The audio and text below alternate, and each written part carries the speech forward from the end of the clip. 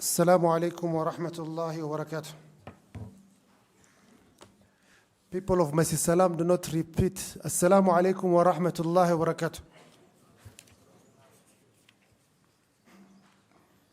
Alhamdulillah ala ihsanih wa shukru lahu ala tafaddulihi wa imtinanih wa la ilaha illallah ta'adhiman li sha'nih wa ashhadu anna Muhammadan abduhu wa rasuluhu da'i ila ridwanih wa ala alihi wa ashabihi wa ikhwani amma ba'd. Ikhwani fillah, question number 1. What is required of a Muslim when they're on their deathbed? How do you tell them to say La ilaha illallah? What is the character or the behavior that's required of you that is telling the person who is dying, say La ilaha illallah when they're dying? Question number 2. Is it part of what is prescribed to recite Surah to Yasin to the person who's dying? Question number 3. What are some other issues regarding death that people make a lot of mistakes in? These are some of the questions, Ikhwani Fillah, we shall look at tonight. Imam Muslim narrates from the hadith of Abu Sa'id al-Khudri radiyallahu anhu that the Prophet alayhi salatu wasalam says, لَقِّنُوا مَوْتَاكُمْ لَا إِلَهَ إِلَّا اللَّهِ. When a person is dying, your fellow brother, your fellow sister in Islam, you're supposed to say to them, say La ilaha illallah. Say La ilaha illallah. Uthman ibn Affan radiyallahu anhu, he says, إِذَا حُذِرَ الْمَيِّتِ فَلَقِّنُوهُ لَا إِلَهَ إِلَّا اللَّهِ. When you're present, when someone is dying, say to them, say La ilaha illallah. فإنه ما من عبد يختم له بها عند موته إلا كانت زاده إلى الجنة. There's no servant of Allah whose last words will be La ilaha illallah except that will give them, it will be a supply or something that will assist them in their journey to Akhirah. The scholars, they say that this is a sunnah. It is prescribed when you see someone who is dying, you say to them, La ilaha illallah. As the Prophet alayhi salatu wasalam, he says in authentic hadith, Man kana akhiru kalamihi, La ilaha illallah, dakhala al-jannah. Type. A mistake that people do is the person who is dying has already said La ilaha illallah. Then you start repeating it every time until it irritates that person and he says something else. So from the mistakes people do, Ikhwani Fillah, if someone who is dying has already said La ilaha illallah, leave it at that. Don't increase it more. He has already said La ilaha illallah, that is sufficient. There's no need for him to say 10 times, 20 times. Do not anger the person who is saying La ilaha illallah. Do not make any reason for that person to get angry with you and they say something else that will make Allah subhanahu wa ta'ala angry. So the person is required to only say La ilaha illallah once. You don't need to repeat it. Type. Imam Ibn Mubarak, he says, لَقِّنُوا الْمَيِّتَ لَا إِلَهَ إِلَّا اللَّهِ فَإِذَا قَالَهَا فَدَّعُوهُ. Imam Ibn Mubarak, he says, say to the one who's dying, La ilaha illallah. If he says it, leave him alone. He himself, when he was dying, he says to his colleague Al-Hasan ibn Isa, لَقِّنِي الشَّهَادَةِ وَلَا تَعُودَ عَلَيَّ إِلَّا أَن نَتَكَلَّمْ بِكَلَامٍ ثَانٍ. So the scholars, they say that if a person is dying, you say to them, say La ilaha illallah, say it only once and do not repeat. Also, do not command them. Do not be like, say La ilaha illallah, until they get angry with you. You know, many people, they look at the messenger, they don't look at the message. The message might be true, but how you give that message to the person really affects the person in accepting it or rejecting it. This is the majority of the people. Others are smart, they don't care about the bad behavior of the person bringing the message, they follow the message. But some people, they get irritated. If he said to me in a bad way, I'm not going to say it. Who is there to say? So they start bringing their personal ego, and that prevents them from saying La ilaha illallah. So be kind, be soft. Just say to the person who's dying, La ilaha illallah, La ilaha illallah. Perhaps when they wake up and they start understanding you, they say, La ilaha illallah. And they die upon that state. Don't use the command language. Say, La ilaha illallah. Don't use that even what that say. Just say, La ilaha illallah. La ilaha illallah a number of times. And if that person hears it, they, inshallah, will repeat it and die upon that state. Some of the scholars, they used to be shy to say La ilaha illallah in the presence of a scholar who's about to die. For example, we mentioned the story of the Imam Abu Zur'a al-Razi rahimahullah, who passed away in the year 264 of the Hijri calendar. When this man was about to die, he had 3 of his colleagues from the scholars next to him. Imam Abu Hatim al-Razi, Muhammad ibn Idris al-Handali. Number 2, he had Muhammad ibn Muslim al-Warrah, and number 3, he had al-Mundhir ibn Shadhan. 3 scholars were next to him. So they all felt shy.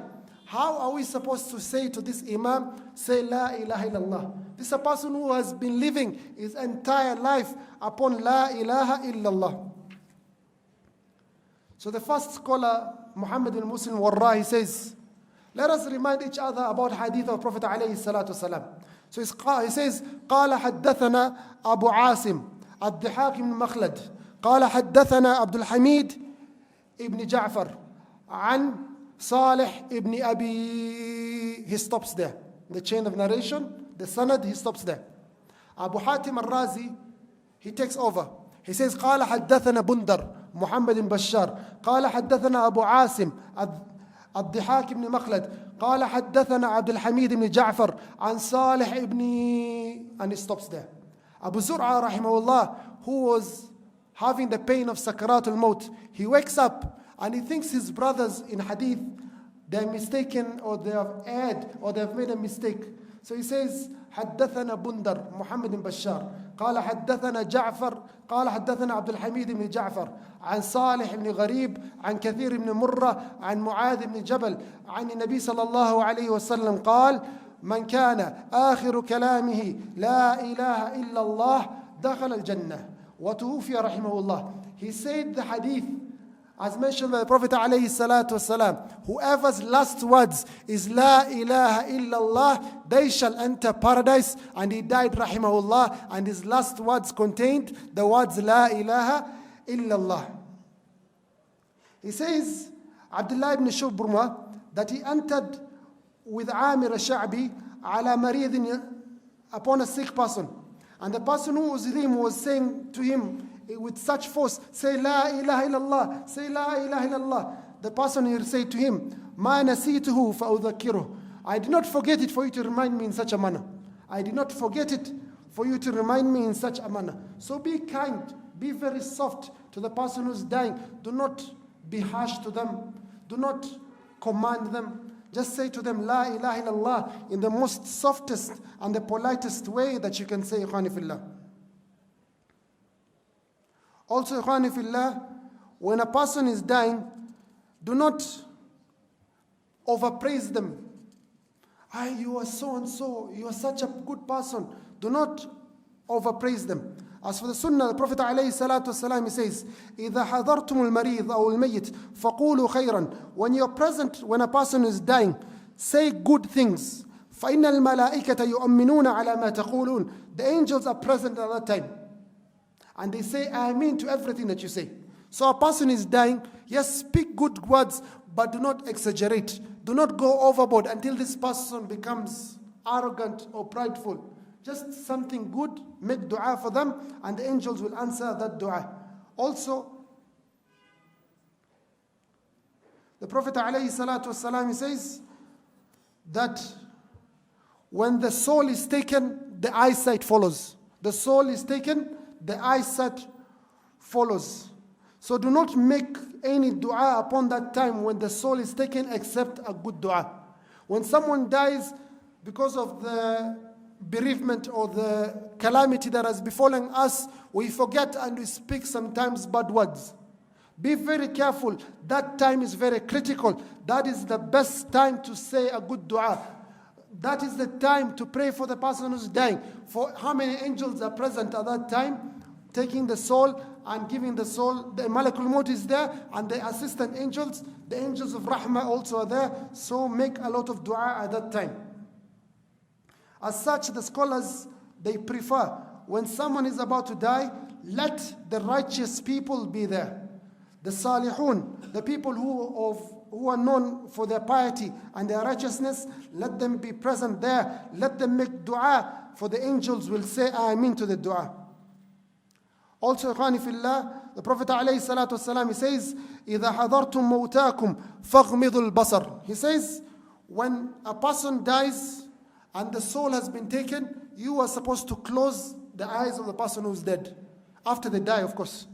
Close their eyes. It says, فَإِنَّ الْمَلَائِكَةَ تُؤَمِّنُ عَلَى مَا قَالَ أَهْلُ الْبَيْتِ. Then make dua, Allah subhanahu wa ta'ala will answer that dua.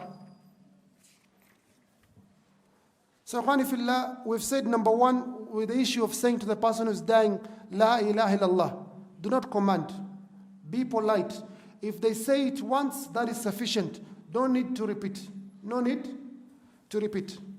The second issue, ikhwani fillah, the issue of Surah Yasin. When someone is dying, is it prescribed for a Muslim to recite Surah Yasin to the person who's dying? The majority of the scholars from the Hanafiya, the Shafi'iyya, and the Hanabila, they say it is recommended to read Surah Yasin to the person whose death has come upon them. And they mention a number of hadith, but all these hadiths are weak hadiths. This is the opinion of the majority of the scholars, that you recite Surah Yasin to the person who's dying, not to the person who's dead, to the person who is dying. Prophet ﷺ, it's mentioned in a hadith, it's a weak hadith, he says, اقرأوا ياسين على موتاكم. Recite Yasin to the people who are dying from amongst yourselves. Imam An-Nawawi rahimahullah, he says in Al-Adhkar that this hadith has ittirab. It is a hadith that is, the chain of narration is not strong. It's a weak hadith.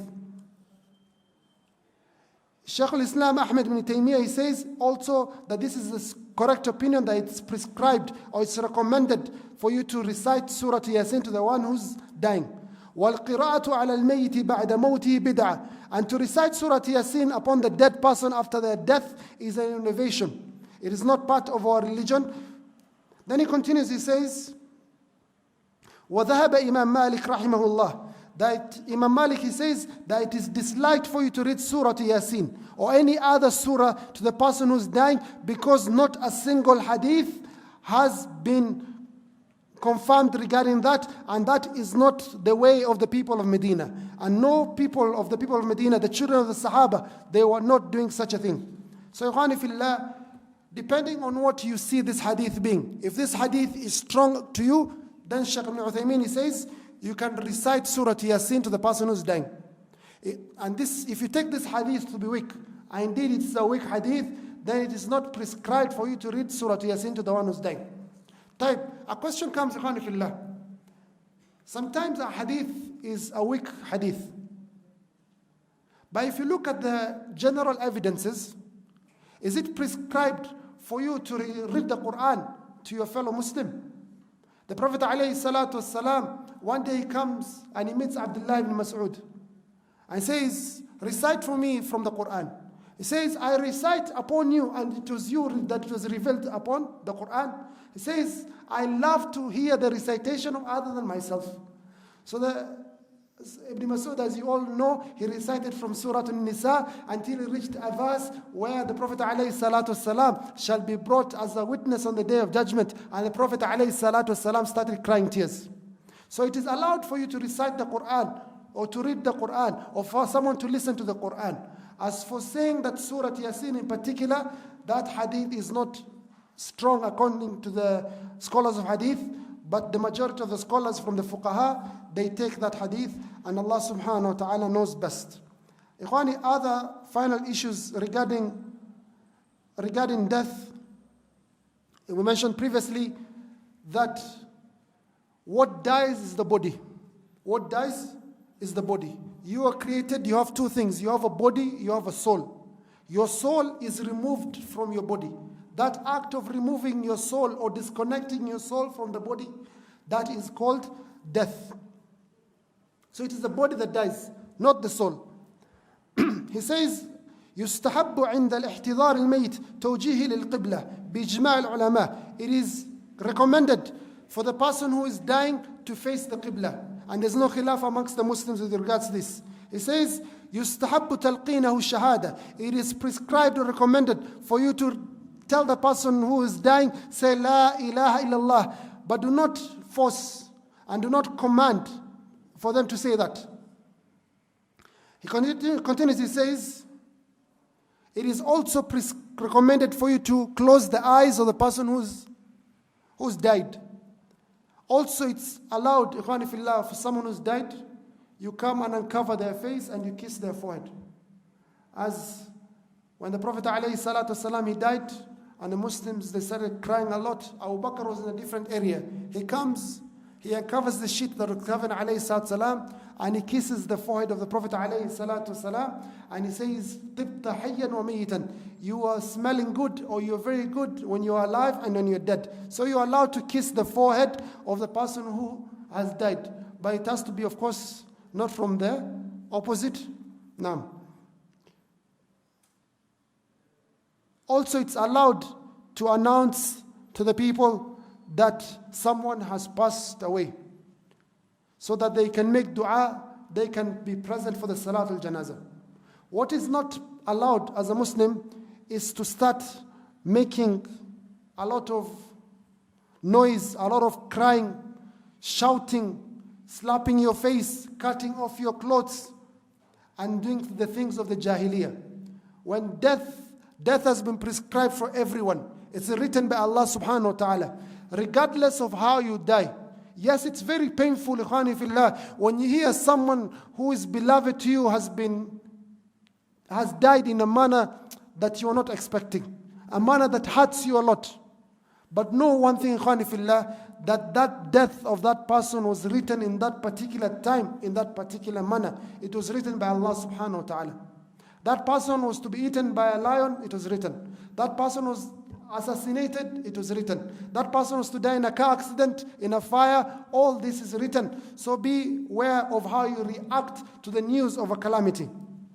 With regards to the woman whose husband has died, then she's supposed not to beautify herself the way a woman beautifies herself for marriage, or beautifying herself in a manner that will give someone a second look at her. She should not beautify herself with any makeup or any perfume or anything of that sort. It's compulsory upon the wife of the man who's died, or the divorced wife who is divorced a first or a second divorce. She has to remain in the house for 4 months and 10 days. When does this time begin? It begins when she has knowledge that that man has passed away. So sometimes, most of the times, it's usually he's died today, the day begins today. She has to count 4 months and 10 days from today. Sometimes she receives the news after a week or 2 weeks or 3 weeks. She begins that time 3 weeks, but she does not count 4 months from that day. She counts 4 months and 10 days from the day that that man passed away. She should not sleep outside the husband's house. She should not go and sleep, I'm going to my dad's house or mom's house. She should stay in the house of the husband. She's allowed to go outside the house for her necessities like education, work, hospital, shopping, or that is necessary for her. She is allowed to visit other women, to go to the hospital to visit them, but she should not put any makeup or any beautification.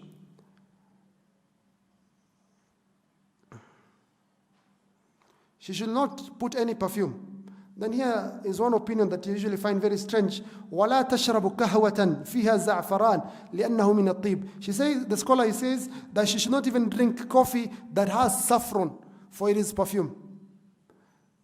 I disagree with this opinion because this is not perfume in any language. Drinking coffee that has za'faran, that has saffron, is not perfume in any language, and no one considers it perfume. Also in Hajj, when you go for Hajj, the muhrim is not supposed to keep perfume. That is perfume in the body. But if you take coffee or tea with na'na, with mint, or with za'faran, that is not perfume in any language in the world. Are we together? So it's not counted as perfume. He says she's allowed to use shampoo or anything to clean her body. She's allowed to comb her hair, to use oil and lotions. She's not allowed to put henna. She's not allowed to put on her gold. And she's allowed to wear anything that she wishes except beautiful clothes that attract attention. Some foolish things that people believe. He says, the Sheikh, some foolish things that people believe, that the woman is not allowed to go on the first floor of the building of the husband. He says this has no basis. Number 2, she's not allowed to look at the moon. This has no basis. Number 3, she's not allowed to talk to any man. This has no basis. She can talk to any man. A doctor, her brother, her father, of course within the prohibitions of Sharia. She should not trespass those prohibitions. So, Ikhwani fillah, these are some issues regarding the person who dies. We said, number 1, you say to them, La ilaha illallah, in a polite manner. Do not repeat. Do not be harsh. Be very kind to them. When they die, you close the eyes. You can recite to them Surah Yasin according to the majority of the scholars. But the correct opinion, the strong opinion, is that hadith is weak. But you can, it's good to listen to the Quran. So you can let them listen to the Quran. There's no harm. The woman who's died, we have looked at the issues related to that. وآخر دعوانا الحمد لله رب العالمين والسلام عليكم ورحمة الله وبركاته. Any questions? Naam Sharif. Yes. What about the woman that has been divorced? She's supposed to stay in the, we have a culture in our Islamic people around, maybe in East Africa. A woman, the time is divorced, she always leaves home. That is a big mistake that I've seen a lot in our society in Kenya, especially. Can talk about Kenya because I'm in Kenya. A woman who's divorced, she should stay in the house for the iddah. Number 2, sometimes there's a problem between the husband and the wife. The wife packs her bags and goes to the father's house. And most fathers in our generation, I don't know what wisdom they were taught, they allow for the daughter to stay in the house. Unless there is the danger to her life, then allow her to stay in the house. Otherwise, tell her, my dear daughter, please go back to your house. We'll come and deal with your issue at your house. It is big dhulma. Some fathers, you're giving your daughter away, then you allow your daughter to come stay in your house. Why? That is a mistake. If there's a battle between them two, let them go in the house. We'll come after 4 days, 5 days, even give it time. Because a husband and a wife, ikhwani fillah, like 2 children. They're like what? 2 children. Allow them to fight. After 10 minutes, after 2 days, they'll be the best of friends. Once people start interfering, especially sisters, mothers, aunties, friends, uncles and such other people, they bring destruction to the house. The level of divorce in Kenya right now, the sheikhs, they say it's very high. So stay in that house. If she's divorced, let her stay in that house. Perhaps Allah subhanahu wa ta'ala yuhdithu ba'da dhalika amra. Allah subhanahu wa ta'ala might bring reconciliation. Why are you blocking reconciliation from happening? So a divorced woman should stay in the husband's house for 3 months. She should beautify herself. And if the husband takes her back with action or with a saying and he has witnesses, it is accepted as per the Sharia. Any other questions? If she's kicked out. Number 2, you're not allowed to kick the woman out of the house. Why? Even if you have bought the house, even if the mortgage or the title deed is under your name, the house is not yours, the house is for the woman. Are we together? The house is not yours, the house is for the woman. If you have 4 wives, each wife has their own house. It's not your house. You are the stranger. You're the one who should be kicked out. If there's anyone who should be kicked out, it's you. وَلَا تُخْرِجُهُنَّ مِن بُيُوتِهِنَّ. Allah says, do not remove them from their houses. Not from your houses, from their houses. Naam.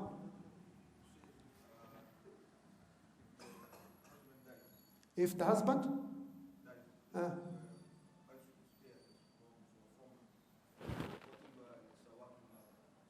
She can walk.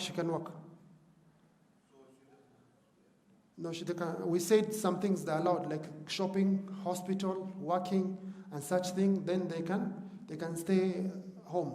If the woman is pregnant, then it's more than 4 months and 10 days the iddah until she gives birth. Until she gives birth. Any other questions? Now.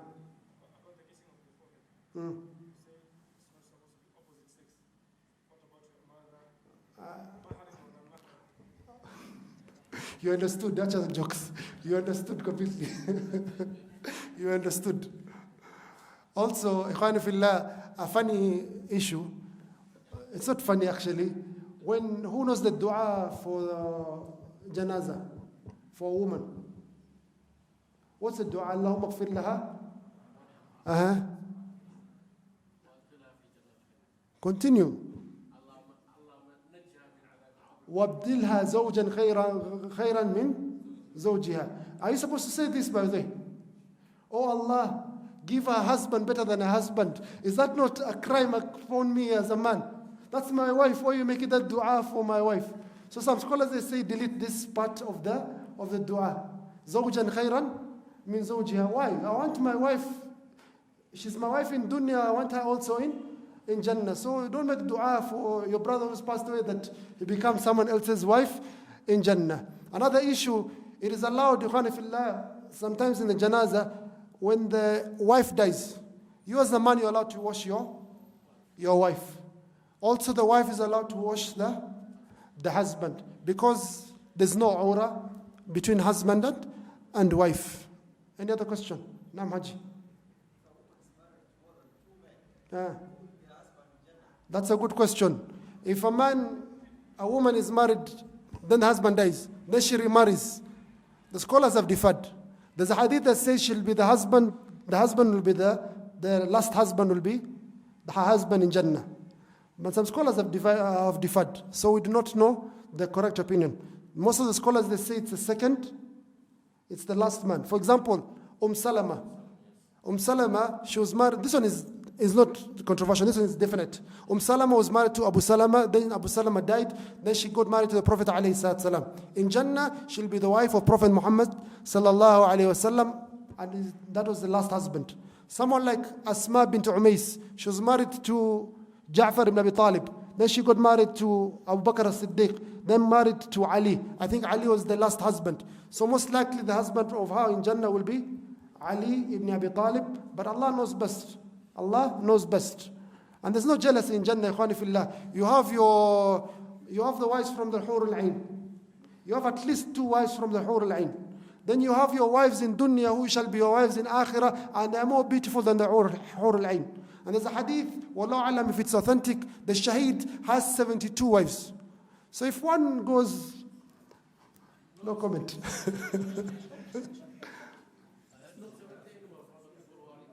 Huh?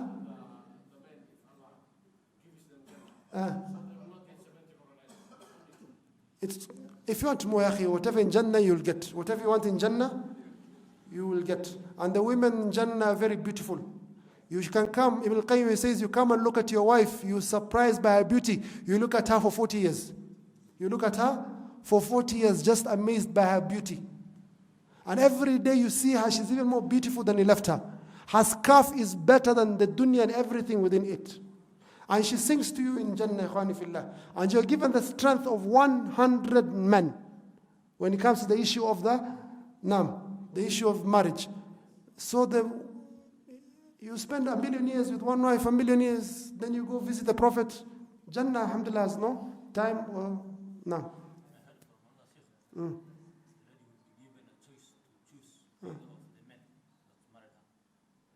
Perhaps that's another opinion, that the woman who had more than one husband shall be given a choice to choose. Another opinion I can say, wallahu alam, I've never seen it from the scholars, but perhaps Allah can make 2 of the same women, no problem. Twins, they look the same, you have and that one has, possible. It's possible with Allah. It's not, it's possible. Naam, final question, Naam, Hamid Nur.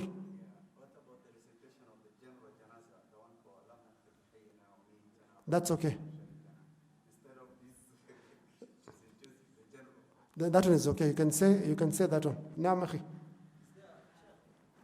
Just behind you first, then yourself. Naam.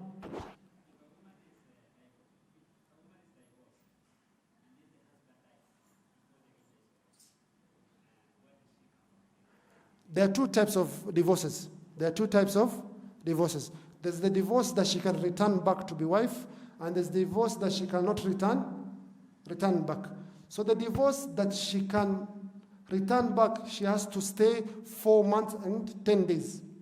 Why? Because there's a possibility that that dying person would have taken her back. Then there's a divorce that is the last one, the third one. That one she stays the iddah of 3 periods. But some scholars, they say, even this woman who has been divorced, final divorce, we shall look at the issue of inheritance again. Because that man perhaps was divorcing her to prevent her from getting inheritance. So we'll do something called naqidu qasd. So that man, yes, he divorced that woman, but we have some suspicion that he did that to prevent this woman from inheriting his wealth. So we shall give that woman her inheritance, a share of a quarter or an eighth, depending on the Sharia. Now, we're done with questions. Right hand. Now. Haji, you have a question, inshallah. He was before you. Okay. Yes.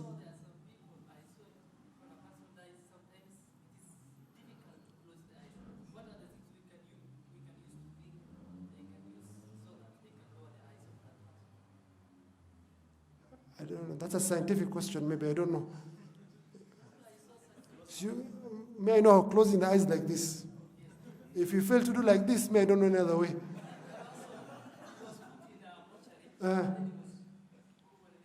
The eyes have refused to close. Then maybe you can ask the doctors how to do it. The engineer, how do you do it? You put some calipers. Yes, after dying.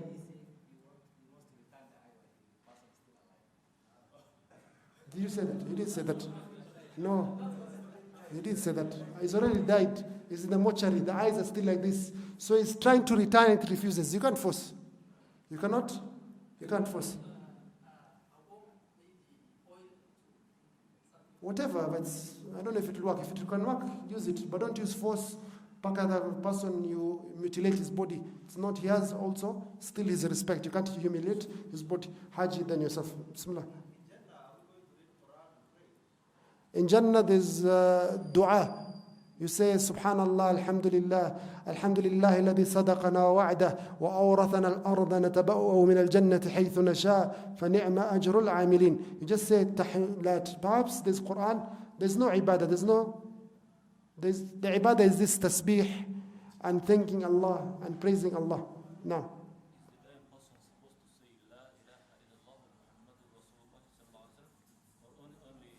That's a good question. Is the dying person supposed to say the entire shahadatain or just the first shahada? If he says both, it's okay. But what's required is the first part that's related to Tawheed. La ilaha illallah. La ma'buda bihaqqin illallah. This is Tawheed. To bear witness there's no deity of worship, worthy of worship except Allah subhanahu wa ta'ala. This is the most important. If he completes, mashallah. Some people die, subhanallah, they are reciting the Quran. And they die upon that state. They already said La ilaha illallah, then they continue reciting the Quran. So, mashallah, some people are strong. But some people, you have to understand, that person, I don't know if you have gone to an operation room where someone is done for surgery. With all those anesthesia and that alcohol that is in the body, they can't understand anything. Their head is going around like this. Sakarat. This is called sakaratul maut. The head is intoxicated. You don't understand what's going on. Then some foolish person over there is shouting at you. Say, La ilaha illallah. You're confusing the person. Be soft, be kind, be polite. That person, if he understands once, enough. Don't repeat it again. Final question, Haji. Naam, Sharif. Inshallah, if Allah meet in Jannah, inshallah. Amen. And you want to visit some of your friends, or maybe the Sahaba or Rasulullah sallallahu alaihi wasallam, you want to visit with your Quran. Is he supposed to wear hijab?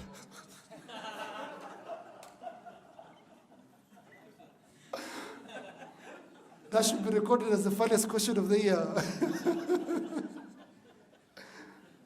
Number one, when it comes to Jannah, we're going to take it later.